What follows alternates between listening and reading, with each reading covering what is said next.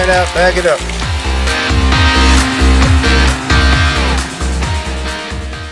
Hi everyone, I'm Ken Verderami, and welcome to another edition of The Ultimate Steel Shooter, where we talk about all things and only things Steel Challenge. Okay everybody, welcome back to the podcast once again on this, the end of September here. We're actually, if you're anywhere near Florida, you're probably getting ready in some form or another, particularly if you're on the west coast of Florida, for Hurricane Ian coming along. Of course, I live on the east coast, so not that concerned about it, but we are just kind of watching it, keeping one eye out, but should actually be no factor for us other than maybe some wind and some rain. Okay, so today's topic, actually before we get into that, I want to remind everyone that if you are interested in my dry fire training system for Steel Challenge, head on over to our website at steelshootbanners.com. You'll find all 8 Steel Challenge stages in banner form for dry fire training. You'll also find over 40 USPSA training drills in banner form and 15 USPSA official classifier stages, and even the 3 GSSF official stages if you're a Glock competition shooter. In addition, don't forget my books. Do you still feel the need for speed? My latest book with 40 new pages of material, updated chapters, brand new chapters, and some new drills. And my mental program game book called The Game Within the Game, Mastering the Steel Challenge Mental Game. Both books are available at Amazon Books, of course, and remain the only books on the market dedicated 100% to the sport of Steel Challenge. All right, so today's topic comes from one of our podcast listeners who's sent in a question, so appreciate that. And of course, that's a reminder, if you have a question or a topic you'd like discussed on the podcast, please just send me a quick email at steelshootbanners@outlook.com. It can be a one word, one sentence, doesn't have to be a long drawn out thing, something you want me to talk about or a question you have, and I'll be happy to discuss it.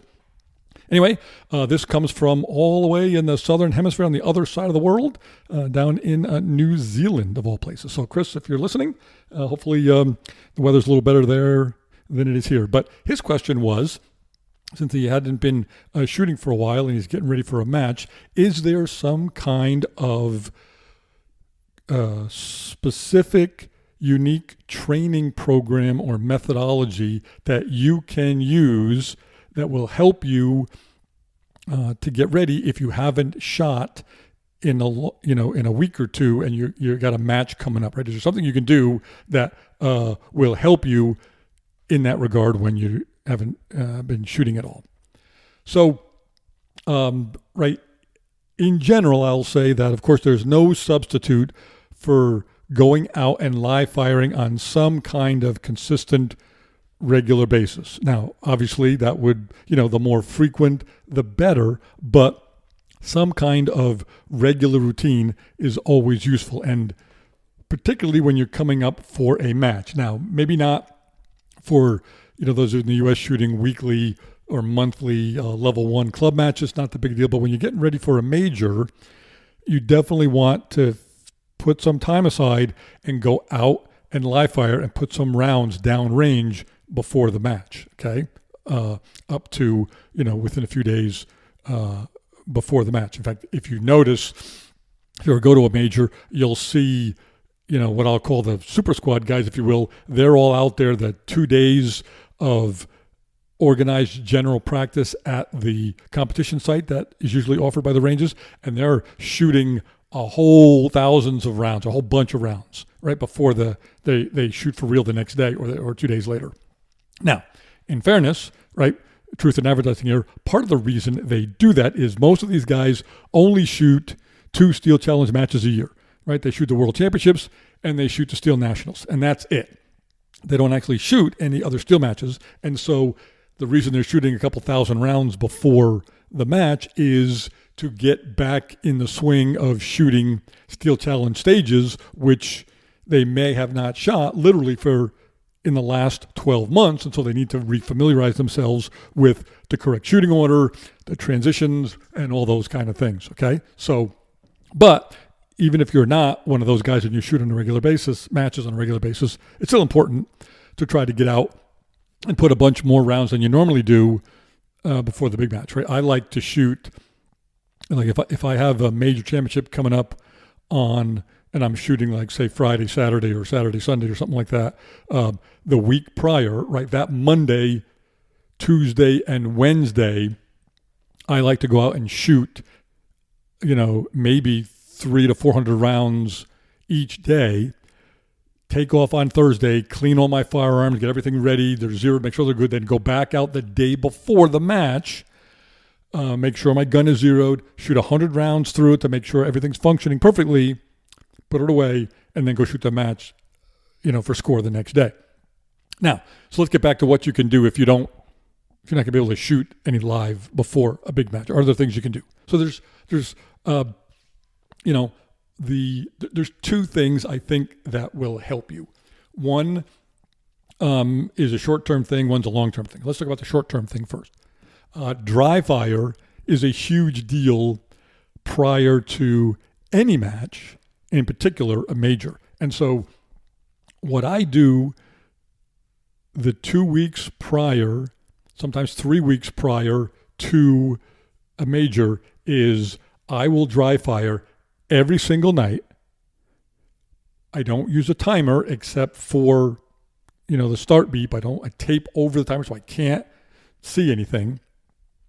And then I set up the stages dry fire with my dry fire banners in the order I know I'm going to shoot them, because I know what squad I start on, and I know the shooting order at the range I'm going to, so I can shoot them in order. And I shoot all 8 stages in match format twice every night before the 2 weeks or so up to leading the match.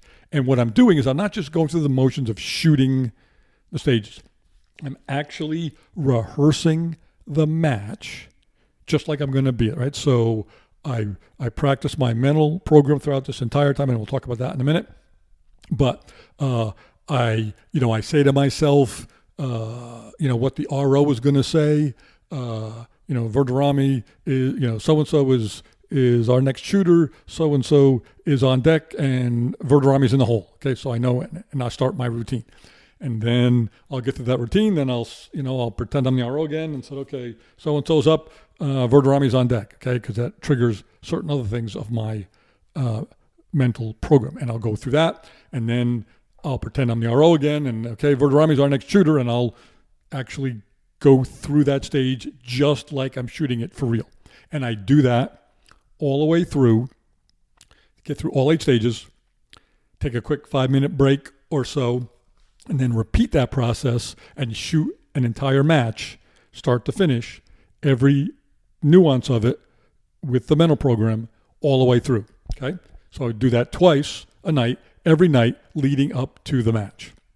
You would be surprised at how comfortable that makes you feel and how calm you are when you get to the match on match day 1, particularly if you haven't been able to do any live fire, right? If you have been able to do live fire, even better, but if you haven't, you walk up to that first stage and you're as calm as could be, and you just go out and shoot, okay? And that's really the key, or one of the keys to being a great Steel Challenge shooter, right? Because first round fired counts just as important as the last round. There is no warm-up in Steel Challenge. You call your name on the first stage, you walk up there, and you fire those first 5 shots in that string, and it counts for score, right? There's no mulligans, there's no nothing. So you must get over this, well, if I could just figure out how to, once I get warmed up, I'm really good, and it's just that first stage that I have trouble with because I'm not warmed up. Well, there's no such thing as warm-up in Steel Challenge. You need to train in a manner so that you're ready to go first trigger pull, okay? And this dry fire routine that I've just mentioned is one of the big ways you can do that. Now, here's the other one, and this is actually significantly more important because this is a long-term strategy for doing that, and that is you have to develop a very detailed, very specific, very strong mental routine to go with your physical routine during a match. Okay? I've talked about this a bunch of times. In fact, I even outlined it, I think, in a podcast, and I know I've outlined it in my book on the mental game. the exact steps that I used, and I learned them by spending a week with Lenny Bassam several years ago.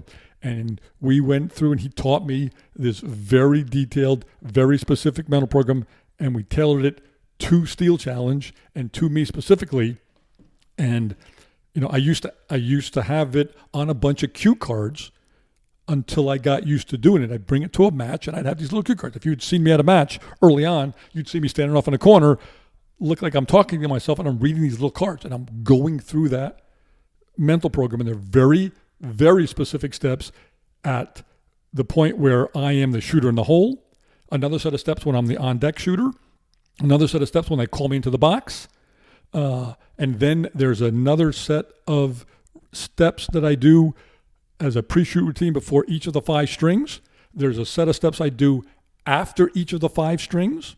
There's something I do at the end of the stage when I'm packing my guns up and done with that stage. And then there's also another thing I do that starts the next stage before I ever get into the you're in the hole shooter. Okay. And if that sounds all complex and a lot of stuff, it is. It's very complex, but it's critically important. If you learn to do this, I promise you will see an amazing change in your shooting, because in a nutshell, you're going to become what we call a fearless competitor.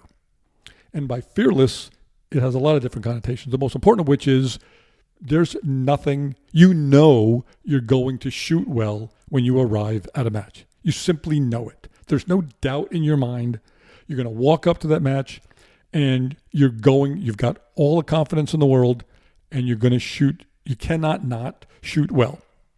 And if you know anything about competitive sports, you know that the most dangerous athlete on the planet is one who is fearless.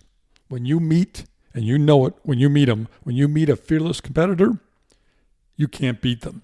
It's almost impossible to beat them. And they never beat themselves either, right? You have to have the match, the game of a lifetime to have any chance at all. And usually it still doesn't work out because they find a way to win anyway, okay? You need to be that person. And the way you do that, believe it or not, is with a mental game that is second to none. You simply have to do that. I cannot stress how important this is. It's actually more important than any physical skill you will ever have, whether you're a grandmaster or not, okay? Because once you reach a certain level of physical skills, you will never get appreciably better without a commensurate mental program on par with whatever physical training skills you have. It's simply not possible. Okay? And just because all the top shooters in the world don't talk about it all the time, don't stress about it a lot, doesn't mean they're not doing it. It simply means they're not talking about it. Okay, well, I'm here to tell you it is a huge deal. It's everything. Okay, it really is. So let's recap real quickly. 2 things you can do to help yourself out, I think, if you can't shoot all that often or at all before a big match, is number 1, do something like that dry fire program that I talked about every night before the match, and then do yourself a huge favor and develop a strong mental management routine tailored specifically to you. Start training on it literally every day you go train. Practice that mental program so that when you get to the matches, it's second nature. In fact, I'll give you a hint. The mental program should be all-consuming. That when you're at a match, the only thing you are trying to do when you get at a match is you're trying to execute your mental program perfectly. That's what you're paying attention to. You're not focused on your shooting. Shooting's to take care of yourself. Shooting subconscious. You already did all that. You need to focus on that mental program. Put all your energy into executing your mental program 100%, and you'll be amazed over time how that changes your score, and for the better, without a doubt. Okay. So with that, we're going to, I think that'll end today's discussion. Remember, if you have a question or a comment or something, please send it to me, and I'll be happy to talk about it on an upcoming podcast. And of course, as always, remember, slowing down is never the right answer. Never. You need to learn to see faster. Ready. Bye.